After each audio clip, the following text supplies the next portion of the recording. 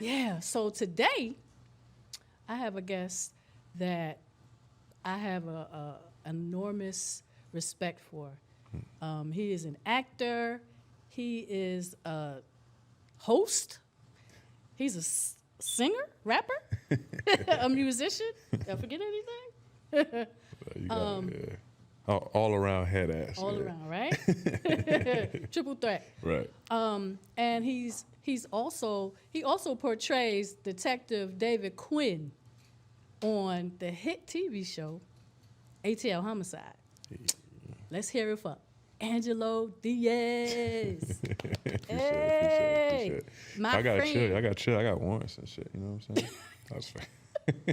You ain't got to. Not here. Ecuador. Right? Ecuador. In Ecuador? Nah. Come on, man. Come on. We're coming for you. What's up, man? How you been? I've been blessed, man. How you been, yo? Yeah. I'm proud of you. I've been This good. is lit. I appreciate what you're doing here, man. Real talk. Angelo. This is dope. I appreciate it. And you and I, I said this to you before. You and another famous actress were the first ones to comment on what I was doing, and that just, I was like, okay, I'm going in the right direction. Yeah, it is. And of course, I get my download from The higher the power. Most High. Exactly. You know how it goes. Exactly. And I knew that this was something that I was supposed to be doing. And it's been a journey for me because, I had to overcome a lot of camera shyness and stuff like that. So. But let's talk about you. Where you from? Originally from Miami, Florida, and then Duval came into the mix in my high school years. So much love to Jacksonville, Florida. Really took me and my mom in, showed us much love, as well as my father figure, Bud, who to this day is like is dad to me. So yeah, Miami, Jacksonville, Florida boy forever. You're a man. Look, I know it well. I know it well. Is that right? Opalaka, Hey, City, shout out. But yeah, those cities, those places down there can be, a hard place to live. It can be 100%. hard to live in those places. How were you affected by your environment? Well, my situation was one where we moved around a lot, me and my mom. Yes.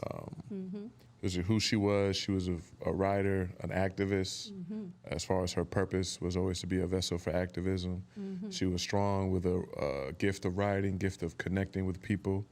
And What's your mom's name? Inez Diaz Owen. Yeah, she upstairs smiling down on us right now. But Okay. but yeah, That, but I I didn't know that. Yeah, she's definitely up there holding it down, proud smiling of on you. everything. Yeah. Yeah, she's proud of you. Look I at my appreciate baby. that. Yeah, the grandkids and nieces, nephews. I know she's proud of the whole family. Yeah, it's really beautiful when you Okay. get to see that generational trauma come like full circle and Sure. break cycles and stuff. Yeah. So Definitely. yeah, that's been beautiful. Yeah. Yeah. So you said your mom was an activist. How did that affect you? And, because I know you said you moved around a lot and, how did that affect you growing up? Oh man, it was everything. It helped shape who I am. It helped shape what I value, what's important to me. It helped shape my purpose. I feel like filmmakers, like we talk in Filmmakers Lab, and as writers, as storytellers, we understand archetypes, we understand universal truths, stuff that people on the other side of the world can relate to, even though they may be dealing with a whole nother set of circumstances as you. But we all got universal truth we pull from. And we're all consisting of our origin trauma combined with our gifts / purpose. Yeah. And that's how we create like what we're here to do. Yes. You know what I mean? You combine your gifts with your trauma and that creates your purpose rather. Definitely. So that, just like everyone else, your origin trauma, it shapes you, it makes you who you are. It's not just extraordinary stuff that happens to our favorite superheroes or our favorite characters in books. All that stuff is based on real life, real archetypes. So, the alien loner that Superman is, or the geek loner that Peter Parker is, or the hurt little kid that Batman is, that adopted the dark. All these characters have origin trauma that they're pulling from that we can relate to. You know what I mean? So, Definitely. yeah, that shaped me, And it shaped you greatly. I appreciate it, man. Oh man. And I'm sure that moving around and living in different places and having to adapt helped you hone your acting skills.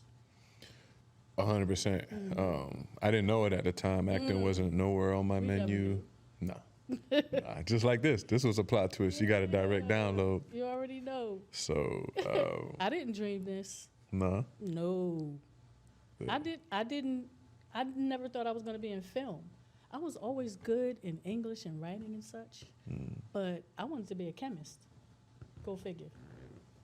Okay. So yeah. That's interesting. It's interesting that brain that had an affinity for chemistry is what's led you to storytelling. Yeah. Or filmmaking, producing, which is all essentially storytelling. Yeah. So yeah. Yeah. And it's so crazy, you think lab, chemistry. I But you know see what? you, No, Playboy. But you see me. see But that's you. not even something that I thought about. Oh, okay. Yeah. Bet. You know what I'm saying? Yeah. So yeah, that was just something that just came naturally. That's just alignment. You know what I mean? You know it. That's lit. You know it. You know That's it. lit. Yes. You're bilingual. Yeah. Do you think there's an advantage to that in film, being bilingual? Do you think that gives you an advantage? Does that give you an up? And would you do a film in Spanish? 100%. It would have to be something that I can be true to. Here's the thing with being bilingual. So my mom was from Cuba. She immigrated with her 2 brothers and her mom because my grandfather was recruited by the CIA to help overthrow Fidel Castro in a battle that's known as the Battle of the Bay of Pigs. And several efforts after that aren't as well known. But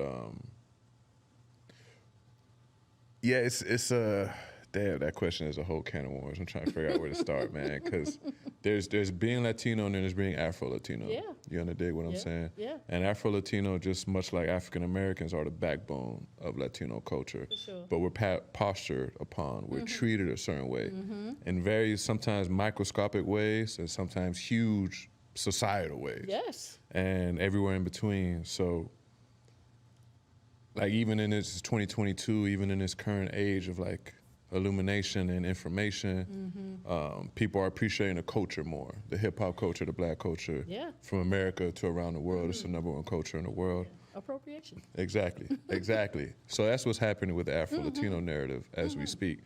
And you even seeing it in the craft. I'm seeing it I see you. Because it's like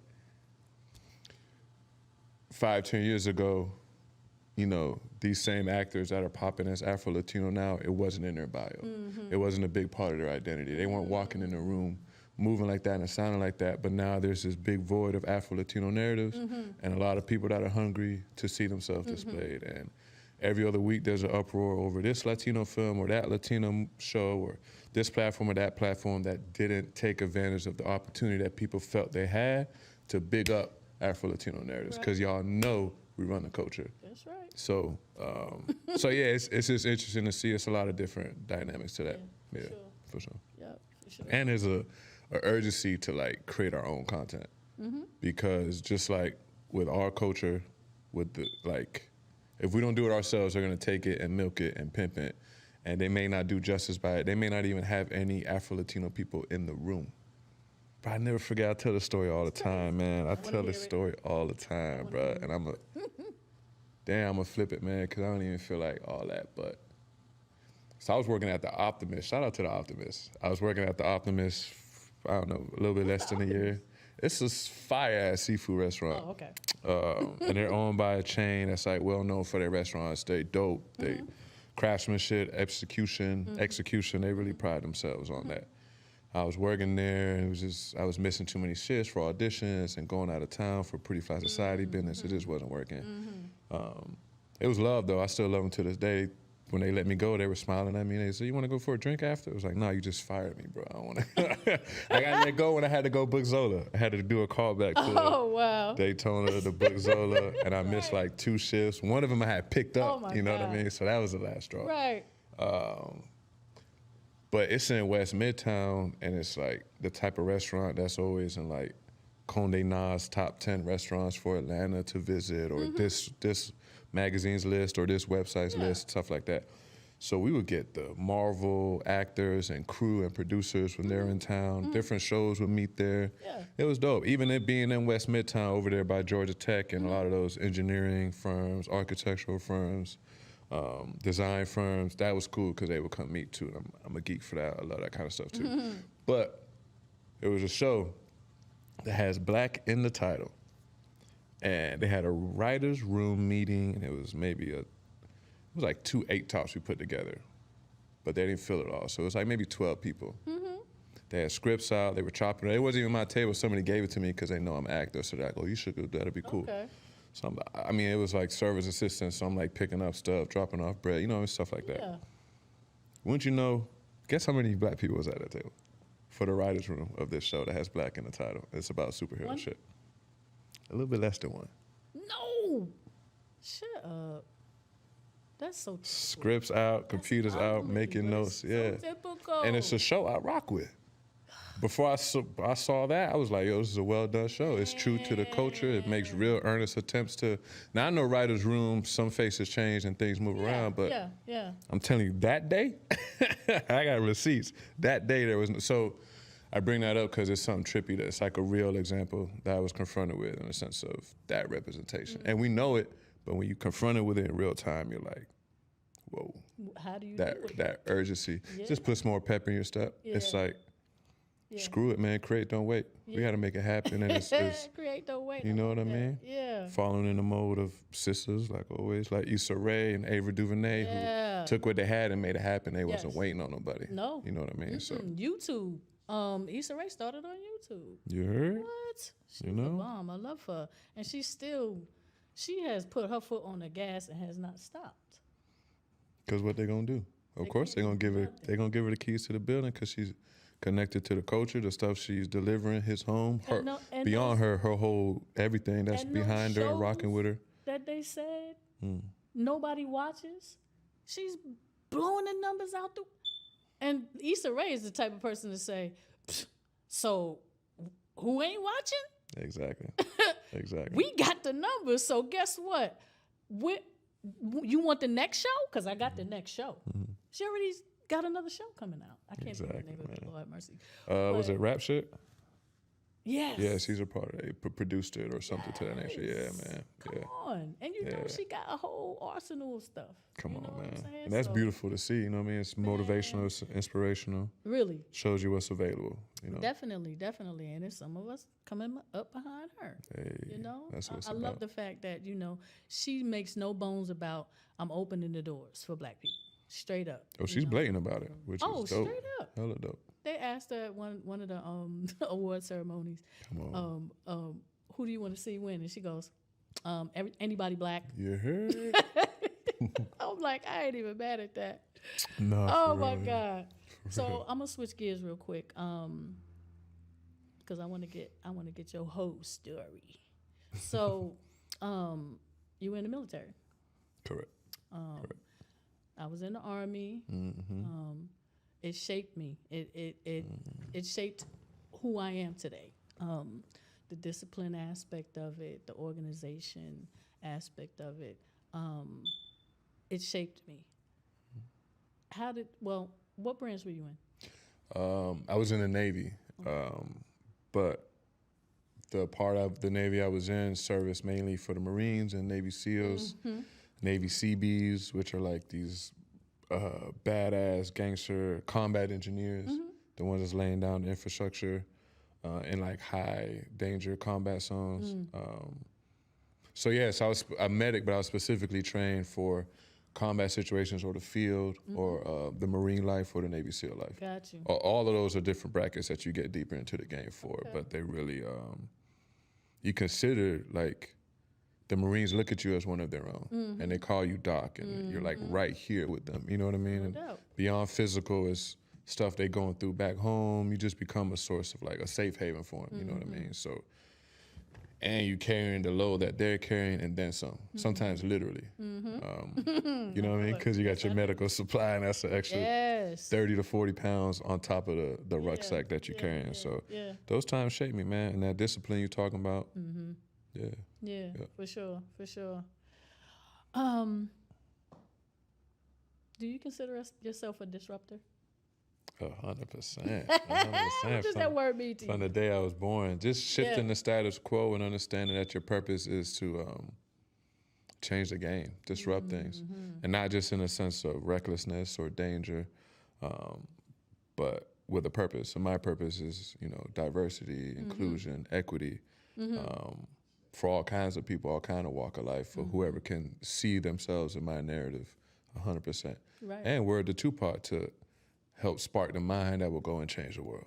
You know what I mean? So that's what I value as disruption, because you're a catalyst for how people's mindset could change, or if you're listening to Tupac while you're doing homework or preparing for the LSAT, or you're fucking in the locker room getting ready to take the field, all those are catalysts, and he's helping you disrupt, you know what I mean? So it goes far beyond maybe what I can even accomplish on my 2 feet on this earth. It's about the impact that can be left. Definitely. So yeah. I forget where I saw that word, but I was like, okay, disruptor. It was something that, I don't know if it was on your IG or whatever, but I saw that and I was like, I think I'm that too. That's what I'm saying. I think I'm a disruptor as well. For sure. Changing the game and just doing it your way, rocking to your own beat.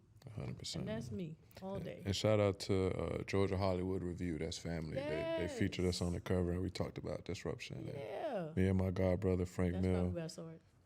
Facts. Yeah.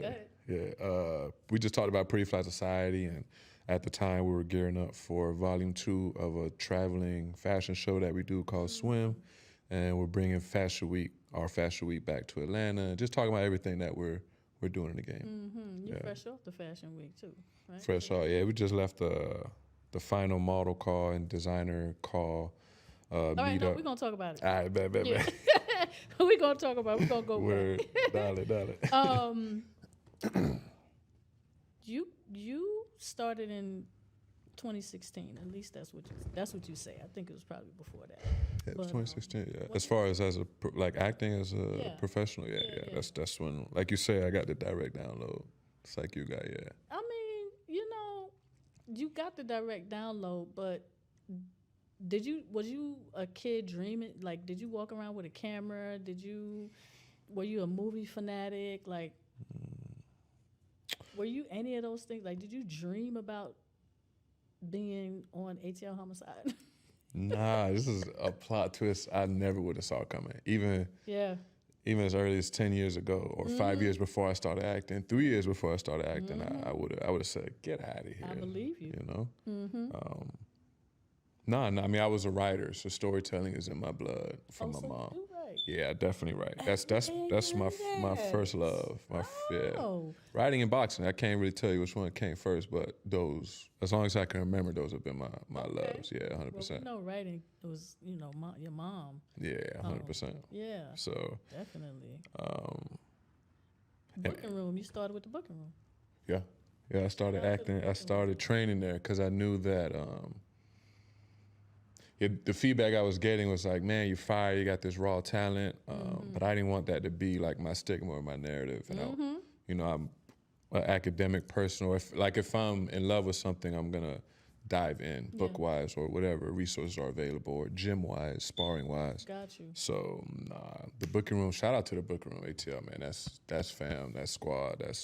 If I could recommend that to any new actor in the Atlanta area, and as they expand to LA and other markets, I definitely recommend the Book Room ATL, because it's for actors by actors. So it's working actors that put together this class and can tell you how to get to where they're going and what could work for you and and it becomes like, I tell people all the time, class is like the golf course for actors. So it ain't just about working your craft. It's like y'all are sharing resources. Hopefully, if it's a healthy environment and y'all squad and it just takes the chemistry and the vibrations, but you get to learn like who got a camera. Pedal means butt. Yeah, I'm just messing with you. No, you good. For real, man. No, it's cool. So what I'm trying to pull from you right now is how you got started in the industry. Because for me, it was, like you said, people said you have this talent, you have this, you have that. And I actually stepped out on faith. I moved from New York. I had a couple of $100 in my pocket. I had some support, but at the same time, I was scared to death. I didn't know what to expect. You know what I'm saying? Like you hear it and you say, okay, this is what I'm supposed to be doing. And it was something that I enjoyed, got on set, was on set for, for the first time. I was the first one there and the last one to leave. I felt like I'm home. You know what I mean? Thanks. I'm like, I'm home. This is so dope.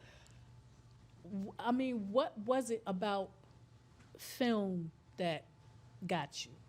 The storytelling aspect, Okay.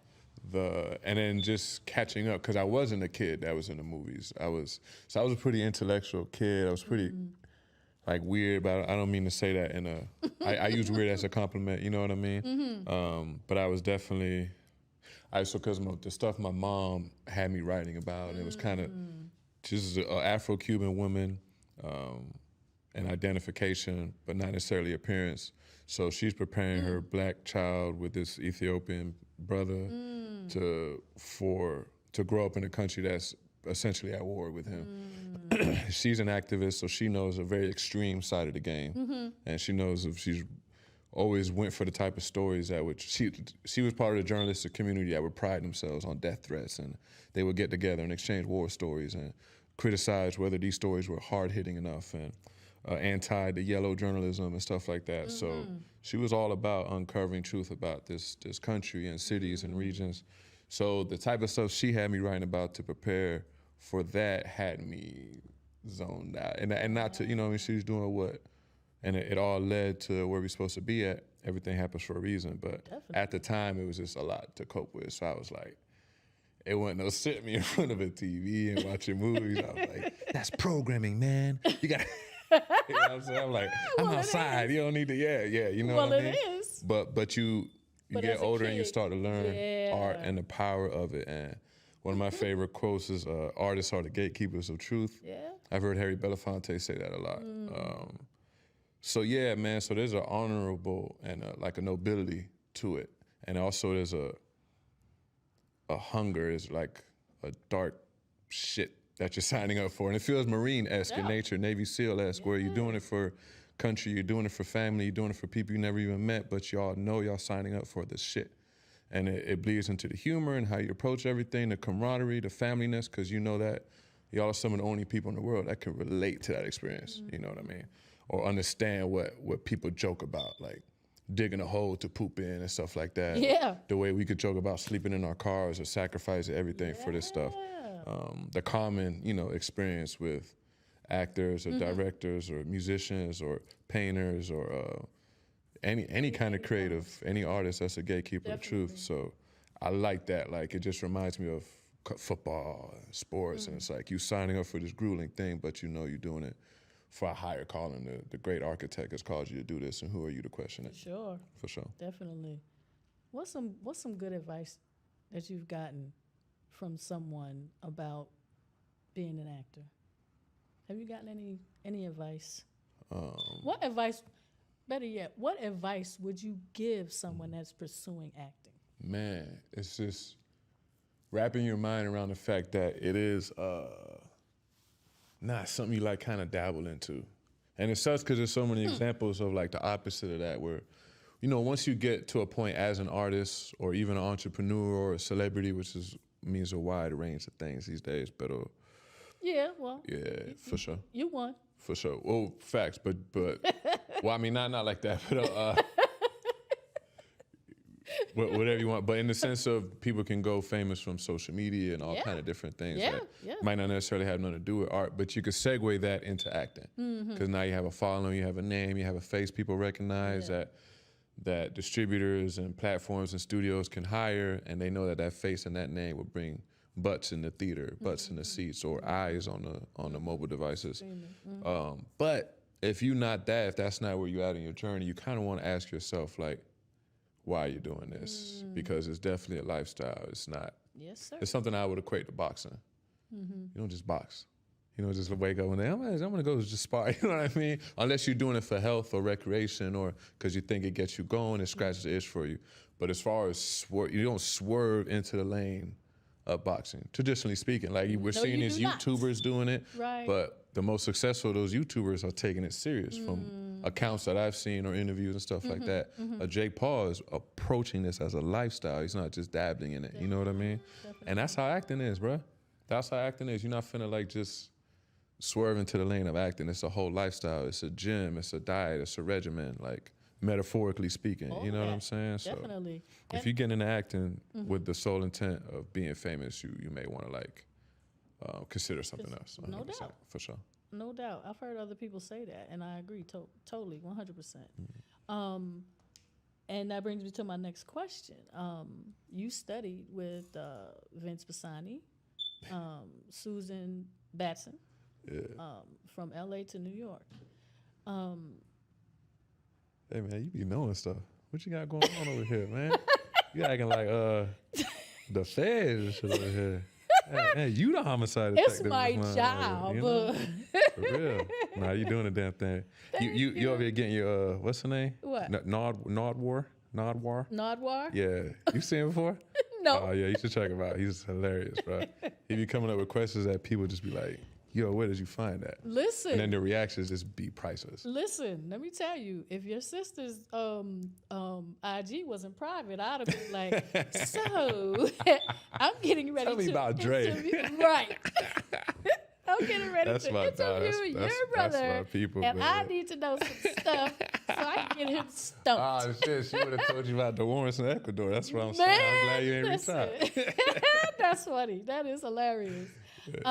So yeah, I mean, like for real, people don't understand. Actors, actresses out here don't understand how important it is to study. Can you please tell them how important it is? Man. And that it's something that it shouldn't be just a one-off. Oh yeah, I went to study with so and so and that's it. No. Nah. Right? It shouldn't. Yeah, no, it should be. I'm not an actress. I'm a writer. But even I know how important it is. You know what I'm saying? To study, to perfect your craft, to always be honing your skills, your arsenal, your weaponry, always. Like, you look at anybody you may be inspired by or you want to emulate or surpass, you know what I mean, let alone emulate. Man, even if they're not actors, like whatever field they're in, bro, they go hard. They a dog. They're a fool for this. That's right. And even something like it's easy examples like a Michael Jordan, a Kobe Bryant, a Tom Brady, people that have achieved this mass level of success, and athletics is so easy to pull from as far as examples. Man, they was in that gym till the day they died, until the day they retired. You know what I mean? Yes, sir. So you got to have that same kind of, but it motivation will come natural if you're living in your purpose, your alignment. You're gonna have to work for it, but that fire in you, it'll be there. Will come. So class is everything, yo. It 100% is. And you want to find someone, a class. I was going to say, is it important where you study? 100%. Okay. 100%. And shop around. Like a lot of my friends, my colleagues, my peers, we find classes until we find the one for us. Like most classes are going to allow you to audit, which means to go in and try a class for free one time to see if it's for you. To see what the vibe is like, the people, the instructors, the atmosphere. At the end of the day, man, it's such a huge part of the journey. And you want to feel challenged, you want to feel uncomfortable, because that's where the growth lies. Like, you doing this, the public speaking, that aspect of it, you were saying when we started that, it's uncomfortable, and that's where the growth happens. And that's where you were called to, because that's where the growth happens. Listen, I could tell you some stories, and you'll be like, what? How did you get here? Facts. But, I feel like, that determination and that motivation is just, like you said, it comes from within, and I have that, and I'm not one to quit. I'm not one to be defeated. I'm gonna keep doing it until I get it right. That's what I'm saying. You know what I mean? That's what I'm saying. So, and here we are. That's how we doing it. That's the Filmmakers Lab style. You know what I mean? You know, oh my goodness. It's funny because Filmmakers Lab came about from a cousin of mine that kept saying it wrong. It was filmmaker Lena B, right? Lena Brown. And he kept saying, hey, what's up with Filmmakers Lab? What's up with Filmmakers Lab? And I was like, that's not what it is. And he's like, but that's what it should be. And it clicked. I was like, oh, Filmmakers Lab. And nobody had that name. I said, oh, this is what it's supposed to be. That's dope. That's dope. That's going to catch on. That's going to be a whole vibe. Man, it's getting I can see the merch. I can see the website. I can see everything. See? You know what I mean? So can I. For sure, yeah. Now I can. Hey, that's what I'm saying. What would you tell your 12-year-old self about everything that's going on right now? I don't even know what I would tell him because some of those bumps and curves and dips in the road need to happen. So you get to messing with the time, space, quantum leap. You know what I mean? That's when you end up with a Marvel movie. And I didn't expect you to say that, but I get it. You know what I mean? Yeah. So I get it. Nah, probably things that I was already hearing at 12 years old, but you need to hear them from a coach and then a brother and then another family member and then a peer, and then it all starts to make sense. You know what I mean? For sure. And then everybody else be like, that's what I've been telling you. It was like, yeah, but it resonated. You know what I mean? I mean, it's gotta sink in. Facts. You know? Facts. I want to talk about ATL Homicide. Hey. You want to play that clip or no? Okay. The victim was found right here. The name is Jose Greer. He explains to us that the night before, 51-year-old Jose Greer was found in the parking lot of his building, and his body was mangled. Mr. Greer was transported to Grady and died a couple of hours later. The ME is ruled it a homicide. We're wondering what would have caused this brother to receive this much trauma. They said his body was mangled. I'm thinking, did he actually get hit by something like a truck? What was the nature of his injuries? Vehicular homicide? It doesn't look that way. We know Mr. Greer called police last night about 7:30. Here, give this a listen. What we hear is completely shocking. Atlanta 911. Someone's trying to get into my place. I'm on the 3rd floor. I might jump off the balcony. Please send someone. They kicking the door in, ma'am. They just kicked it in. So he jumped? Looks that way. What were his injuries? Massive blunt force trauma over the whole body. This poor man had 2 broken arms, a broken hip, internal injuries, abrasions, lacerations. Almost every bone in his body was affected. Man. I mean, that is a long drop. This brother had an awful way to lose his life. I can only imagine the horror as he was, falling down. It looks like probably 40-some feet. Well, the working theory is a burglary that went wrong. So maybe he hears the robbers coming through the door. He's getting scared for his life. He takes a chance, jumps, and did this to himself? Maybe. Or maybe the people that came in did this to him. We don't know that the bad guys got in and then threw him off the balcony. All right, so was this brother thrown or did he jump? How'd you get that? Well, it all started in Cuba, 1954. You old. You are old. I actually got that from, what was that, Revamp of Que Pasa, I think. So I don't want to say act like I made that. It was a nationwide casting call. Self-tape auditions, like so many auditions are these days. Most of them, it feels like. You didn't put that on your IG, did you? What? Your self-tape. Nah. Because sometimes I haven't. Yeah, sometimes. Okay. Sometimes, yeah. I didn't see that one. Look, I was looking. Bill Nye the Science Guy was like, I've noticed that you are. Nah, man, I rock with it. That's I rock funny. with it. It was nationwide casting call. Crazy. Okay. How do you prepare for a role that doesn't necessarily have a script? Because is there a script? Yeah, there's a script. There is a There's script. a script. Okay. So there's a script for the recreate. So the TV show is documentary. Yep. It features the original detectives talking Right. about the case. Right. Sometimes Right. the victim's family, other key witnesses, prosecutors, even journalists who might have been covering the case during that time period, forensics experts, stuff like that. All kind of people get interviewed for the show involving a case. Every episode is a different case. But we act it out. So every episode, it's me, my co-star Chris Diaz, my brother from another mother, other detectives, and a whole fresh set of cast. And it's extra dope because we get to see a lot of actors come from the Atlanta market, from all over the Southeast market. So every now and then they're coming in from all over the U.S. as well. But that's been something very special about it. And like you were saying earlier, just being able to portray brothers on the other side of the badge, a Puerto Rican brother and a black brother on the other side of the badge.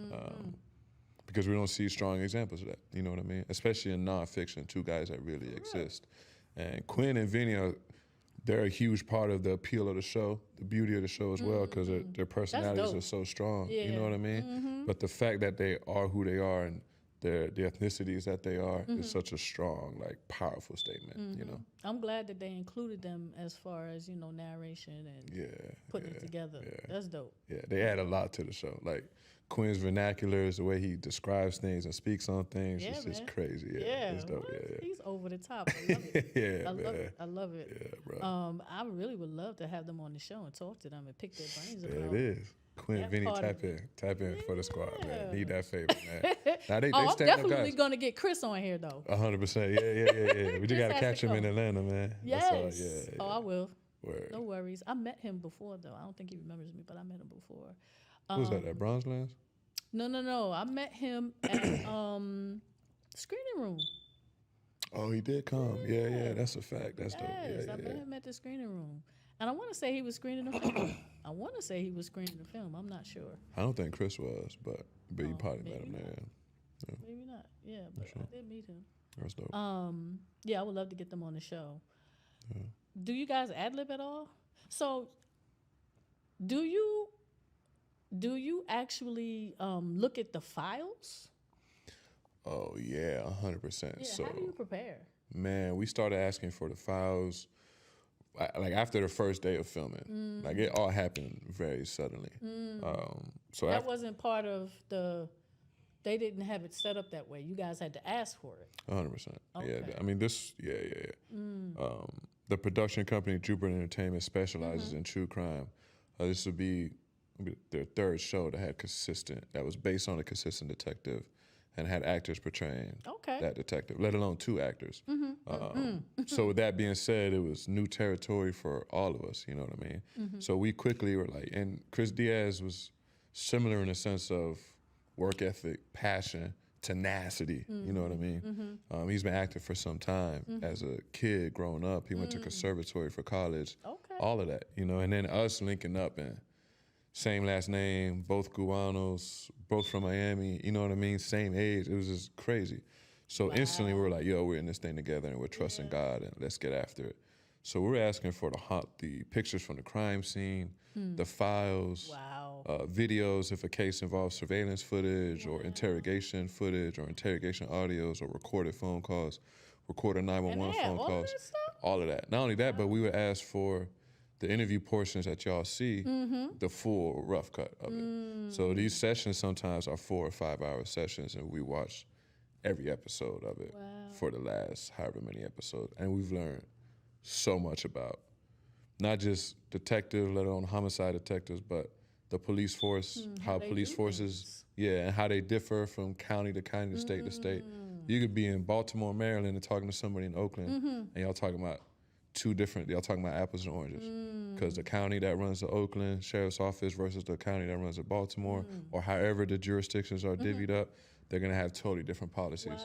And we would just find out things, even from their perspective, where they're like, oh yeah, it used to be like this and now it's not anymore. Or back in the day, this was a thing and not. And then you understand the trickle-down effect of some of these massive decisions that get made when they say defund the police or budget cuts or tax cuts and how that affects everything. One thing I pulled from these last 2 episodes that we shot, I don't want to get too much away. It's part of the season finale. It's like a whole. Oh, don't say anything. No. I ain't gonna get too much away. It's like a multiple episode story arc. So in that, there's a lot going on. But in that interview footage, we got to see Quinn talk about, because Quinn and Vinny started a cold case and complex case unit. Oh. So them On their and own? a handful of detectives, Oh, wow. including David Quinn and Vinny Velasquez, Okay. started that unit. Yeah. To work through the years of backlogs of different crimes. Wow. And in that, you know, you're dealing with a lot of different detectives and how they approach their craft and the notes that they make. I heard David Quinn say in one interview, and it ended up making it into the rough cut of the episode from what I've seen, but there used to be somebody who would dictate detectives' notes for the day. So there were several positions at one time. And they would be in there, their one job was to dictate. Detectives had to bring their notes into them, and that person had to dictate what they had done for the day, log it, or give it back to them. Or, I don't want to misquote David, but it could have been a combination of the two. But that level of accountability is different from when, you know what I'm saying? All right, Give me bet. 5 minutes. Bet. That, hey, we covering ground, though. We kicking ass. Yeah. Yeah, I fuck with it. I actually am a transcriber, so I know exactly what you're talking about. And that's no longer a thing. That level, that one position, or however many people were hired, or that pool of resources or money or taxes that were used to hire those positions, whatever happened, and that's no longer a thing. So that change, that one small change changes a whole dynamic, because that's the quality control you had for detectives who all have different brains and move different ways. But at the end of the day, you had this one checkpoint where people had to come through. And you don't realize how many changes like that occur, or as we're trying to increase the quality of the law enforcement system for everybody, that involves a lot of changes, and those changes have ripple effects. So we run around and say things like defund the police. I feel where we're coming from in the sense of how the unlimited control it feels like they have over life and death in our communities. Yeah. But there's a lot of intricacies that go into that shit, yo. Yeah. You know? Yeah, but when you don't know, you don't know. Facts. You know what I'm saying? But with shows like this, there's more knowledge going out. And Definitely. with people like David Quinn and Vince Velasquez, who are who they are beyond the show. Yes. You can catch them outside, public speaking, running private security companies, mentoring other people, writing books. Yeah. You know what I mean? David Quinn working on a book right now as we speak, almost finishing. You know what I mean? That's what's up. So it's crazy to be a part of that. You know what I mean? Yeah. It really is. Because I'm from Florida, I'm from the crib, I'm from Duval, I'm from Miami. And my experiences is skewed, and I understand that. But coming from the bottom, we all come from the bottom, but coming from my version of the bottom, I ain't never met no David Quinn or Vince Velasquez. In patrol uniform, in security, and any of that. Quite the opposite. I done got my ass beat by police. I done seen police beat ass. I done tried to stop. I done been through it all. You know what I mean? As far as my experience. Yeah. So Yeah. to be able to be a part of something like that, man, I can't even scratch how monumental that is. I hear you. How do you David Quinn's personality is like over the top. Yeah. How do you debrief? How do you come down from that? Man, it's actually dope. It's dope to step into it. It's dope to take on his mannerisms. And even though we're pretty close in the sense of how we talk with our hands, I would tell him he's Cuban. We used to joke about that all the time. Even the smirk with the half Yeah. grade. It's just a lot. It was just God. When it's above your pay grade, you just submit to your orders, your directions, and you roll with it. But in the sense of coming down, man, funny, me and Chris Diaz joke about it often, but he's more like David Quinn, and I'm more like Vince Velasquez in the sense of demeanor and relationship persona and archetype and stuff like that. Yeah. David I can Quinn see that. is self-professed crunk. That's how he would describe No himself. doubt. And Chris Diaz is crunk as a motherfucker too, man. So I'm like, yeah, that's we joke about that on set all the time. dog. Right. Yeah, right. man. Do you love the victims like David Quinn? Yeah, we definitely tap into that, man. And it's astounding because each victim has a different relationship with the detectives, or vice versa. David Quinn has tattoos from several cases. Does Yeah, I mean, it's not unheard of to have detectives adopting children that were orphaned from homicides. It's not uncommon to have that level of passion. You don't. You don't, man. You don't. And even some of the children, one officer in particular that was from a homicide, went and became a police officer, and they were part of that process. And even them solving his family's homicide, the demeanor and the poise, the way David Quinn and Vince Velasquez carried themselves, their passion, their tenacity about it, is what inspired him to do that That's why they in were real time. So successful, though. That's what I'm saying. Yeah, man. That is it right there. For real. Facts. How does your family feel about all of your success? Oh man, they're loving it, man. You know, our every family has trauma, every family has things we're going through. So to see that come full circle, we're talking about 3 generations ago. On my mom's side, my grandparents had to make a choice that shifted the whole narrative, the whole course. No doubt. And that trickles down. Those choices trickle down. Even though they're trying to do what's right for them in that moment, there's consequences to all those choices. You're uprooting people. You're putting people in environments they're not used to, so forth and so on. So my generation, my sisters and cousins, we're just extra proud of the next generation, man. We got cousins playing in the NBA, or G League. Shout out to my cousin Lean Ford. Shout out. Man, shout out to the Lean Ford. Okay. Playing with the Lakeland Magic, soon on his way to Orlando Magic. Yes. Shout out to my niece Risa Ophelia, dancing. Go to Cal Arts on a dance scholarship. What's up? Be dancing in Mexico and Berlin and Wisconsin. A member of a dance company teaching That's dance. what's up. She just finished working at a surf camp called Brown Girls Surf out there in Oakland. That's a big part of the Brown Girls surfing movement. Yes. She went to that camp and now she's helping teach it. My nephew Dion was taking up photography. My nephew Davis, who's a baby genius. It's just awesome, man. Yeah. It's just dope, yeah. That's what's up. It is, yo. That's what's up. Pretty Fly Society. You heard? Let's talk about that. You know? Like I said, you should be giving a master class on hosting and emceeing. Because I'm saying to myself, is he reading something? Does he have a teleprompter? Like, how is it flow? If you flow so good. You do. You really do, Angelo. I mean, you're talking about someone who, you know, sometimes I cannot find the words. And it's just practice. I realize that. But you're just natural. It's just natural for you. It is. I watched you. Appreciate it. You need to be giving classes, for real. But tell me about Pretty Fly Society real quick. Oh, man, Pretty Fly Society is branding and marketing agency. It's a creative agency, but it blends the lines between that and also like a lifestyle company. It's something that you want to be a part of. Like when you're wearing Jordan, you want to be a part of Team Jordan. When you listen to OVO, you like damn near subscribing to a lifestyle, or you rock it with it because you understand that lifestyle, what's happening there, that vibration. And same with Rockefeller or some of the movements that have helped shift the culture in that way. And that's what people feel from Pretty Fly Society. So it goes far beyond myself and Frank Mill, my god brother, Shakir, Audrey, the family and friends that support us, Trap Chris, Lou, AKA One Glance, ATL.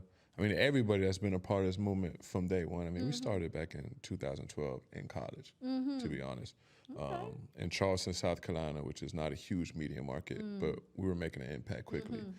And just trying to figure out how to segue, which is, if you listen to this and you're in that pocket, the sky is the limit for you right now. But this was an era like before the term influencer was a thing, before pop-up was a thing. That's what we saw happen. That's what we're making happen. We were doing pop-ups before it was a full term. We saw the space for influencers to shift the game where companies like AT&T and Coca-Cola would be spending the amount that they're spending now with companies that go and find them influencers. We saw kind of all this happening, the power of Instagram growing exponentially, it felt like, day by day. And we were just dudes who were them dudes on the campus that wasn't big. Just jumped on it. Yeah. Charleston Southern, some of us were football players, some of us were basketball players, some of us were fraternity men, noops, things of that nature. And we squatted up. We were each different groups of them guys on campus, but the campus wasn't big enough for like 4 different groups of them guys. So we got smart and got out our own way and let the testosterone and anger get out of the way and just saw each other across the aisle and was like, damn, we could do some amazing things. That's what's up. And through all that, me and Frank were running it to where it's at now from when we were closer to college age, you know, we were spreading around different campuses as an accredited organization, going through all the hoops for the paperwork that it takes to do that at HBCUs like Savannah State, Valdosta State. Our first fashion show that bro did under the umbrella of Pretty Fly Society, 5 people showed up. Not including the people who helped. 5 people showed up. And now we're doing it with some established name brands. Thousands. You know what I mean? Yeah. And moving thousands for people. Yeah. You know what I mean? And bringing that back to the grassroots, to the creatives who are going to go and change the game. You know what I mean? And inspire other people to change the world. So when we talk about disruption, that's, you know what I mean? All day. So I really get excited. I love being able to. Storytelling is my gift, so it aligns with my purpose. But my main purpose is being a vessel for this kind of activity, this Robin Hood level of disruption, where it's everybody signing up for it and they loving it. The companies we work with, the apartments, the schools, the Marriotts, the liquor companies, the companies we can't even name now because we got deals on the table with them. You know what I mean? There's established companies. Gorham Brothers, #1 hat maker in the U.S., if not the world. Craig, the world. You know what I mean? And they love what we represent. And they don't got a problem with what we're doing. And I come from a long line of that. You know what I'm saying? So it's beautiful to see all that generational work trickle down and us being in a position to take advantage of it and have the discipline and work ethic to do it. Yeah. Because I know my grandfather would be very proud of what's happening now as well. For sure. And your mom. Hey. I know we had 5 minutes, like 10 minutes ago, but I still want to talk about rolling. real quick. Boutique Fashion Week, you just came off of that. You're a pretty, you might be a brainiac nerd or whatever what you want to call it, but you're a fashionista. Like, for real. Yeah, that's funny. A fashionista. You are.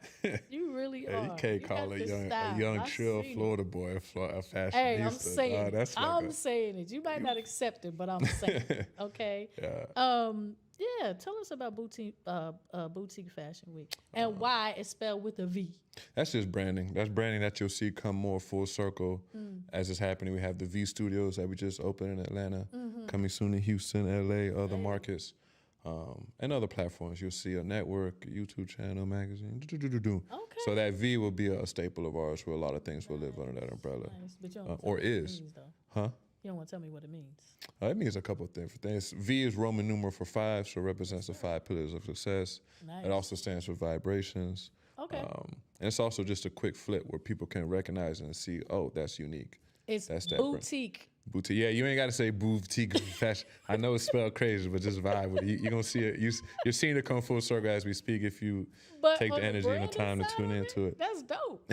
Appreciate it, I mean, I thought it was. And we really love that, man. That's a huge gift for my god brother Frank, and something that we both revel in and we both enjoy. But he has a lot of genius in that branding and marketing and aesthetic and what pulls at people and what kind of aesthetic matches what kind of company. When we sit down with companies and when we consult with them and they want to know how we can help them and add to their branding and marketing, they want some of what we do, we listen. It's the psychology of it. Man, you feel me? Yes, it's the sir. sociology, and we just sit there and we listen to the story and who they are and who they're trying to reach, and then we create packages for them and aesthetic and design language and all that good stuff. Yeah, man, it's fun. It's its own creative. No doubt. I'm excited that like people who are experts in marketing and branding or work in that field, it's being understood that it's more of a creative venture.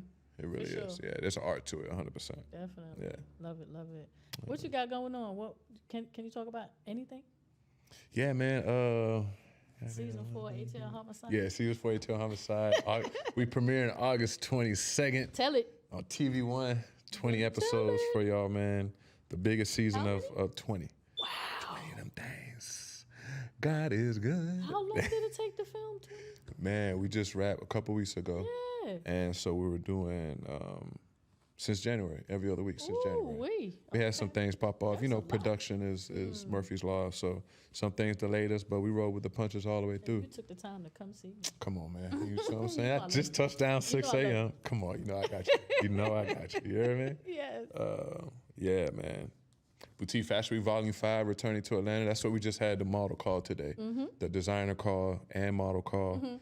100-something people came out and showed out. 100-something models alone, plus designers, plus some of our corporate partners like Pink Zebra Boutique down in Lil 5, #1 boutique in Atlanta. Nice. That's what's up. Several designers came out, showed out, photographers, videographers, influencers, and everybody's feeling that excitement for Volume 5. Yeah. And then announcing next year's cities, Volume 6 and Volume 7. Okay. We're going to announce it on the last event of Volume 5 here. We do like a big brunch to just celebrate what we just went through for the week. It's Wednesday through Sunday, nonstop events this Fashion Week. Nonstop events. I want to come. Come on. I want to be there. Come on, man. Don't, you're not even finna do that on camera. So what are we doing? She acting like she ain't finna be there. What's going on? Are we okay? What's happening? You be outside. It look like it, don't it? It do look like it, don't it? You do. For real. Tell everybody where they can find you on social media. Nah, you straight. Remember Ecuador, so we don't even want to. He's silly. You find me when you find me. You know what I mean? Something I find you. God. Yeah, for sure. Angelo Diaz. Cuba the God. GAWD. No disrespect to the original God, the original great architect. Yeah, Cuba the God on the things, on the social medias and stuff. Hit me up, man. Okay. Let's work. Let's collaborate. No doubt. Let's disrupt. Yeah, thank you, Angelo. Come on, man. I appreciate you. I appreciate you, man. Oh, my God. Thank you so much. So that is a wrap on Filmmakers Lab, episode 9. Check us out Wednesday at 7 o'clock on YouTube. Man, we appreciate Only on Ebon Vision. Say it again. Only on Ebon Vision. We appreciate y'all tuning in, man. Hopefully you get some inspiration, something that could push you forward in your journey, man. Because it ain't about us or what we talking about up here. It's about you and what you finna do with it. So we appreciate you, yo. Much love. That's right. Thank you. Know? That's a wrap.